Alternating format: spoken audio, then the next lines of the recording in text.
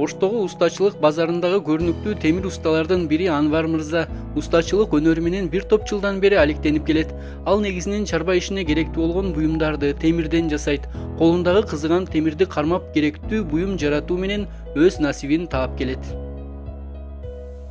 Берде балта, така, капкүл, кетмен. Бул жерде үй тиричилигине байланыштуу болгон темир буюм тайымдарды, ашкана буюмдарды, капкур, этилгич, темир очок, балта, кетмен, ошондой эле аттарга така жасайбыз. Бул буюмдардын баары арматура темиринен жасалат. Аны кыркып, очокко салып жумшартабыз. Азыр биз така жасап жатабыз. Мына ушундай тапта кызуу турган темирди алып, уштарын кайра такага ылайыктайбыз.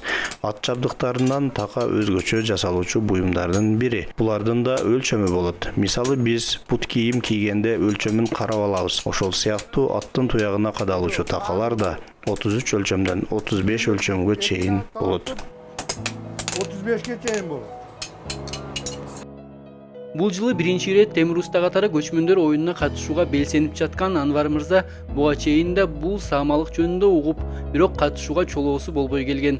Бул ирет мүмкүнчүлүк болгонуна кубанып турган чагы. Жергиликтүү элетчерин бышык буюмдар менен камсыздап калбай, чет өлкөгө да дүң ченемде жасап берет. Бул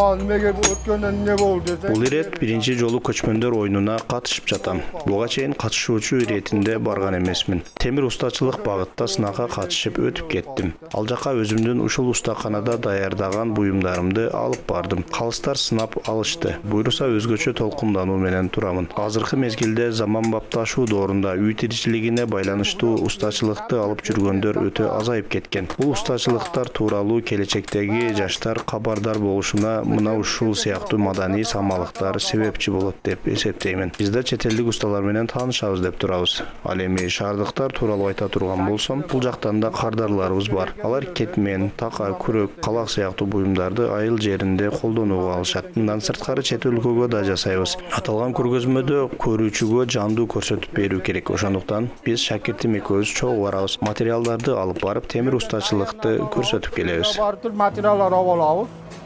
Ошол жерде жасап көрсөтөбүз. Адам өз кесибин сүйүп тандаганда гана чыныгы чебер чыгарын билгендиктен балдарынын арасында уста чыкпаганына кап эмес. Анткени бул өнөр сөзсүз кийинчерээк урпак улантышына ишенет. Башка иштер сыяктуу мында да эң негизгиси көрүп үйрөнүү жана шык аракет керек. Эгер аракет кылса үйрөнүп кетет. Менин өзүмдүн балдарымдын арасында устачылык кылгандар жок. Бирок баары бир бул өнөр урпак улантат деп ишенем. Менин балдарым болбосо неберелер же кийинки урпактардан өнөрлүүлөр чыкса керек. Устачылык адам жаралгандан бери жашап келе жаткан эски өнөр болуп эсептелет. Эң алгач таш жана коло доорунда калыптанган кол өнөрчүлүк биздин замандын 16-17 кылымдарында өнүккөн мезгилге жеткен. Бул доордо зергерлер, коло, темир усталар, жыгач усталар элдердин жашоо муктаждыгына керектүү болгон буюм заттарды колго жасашкан.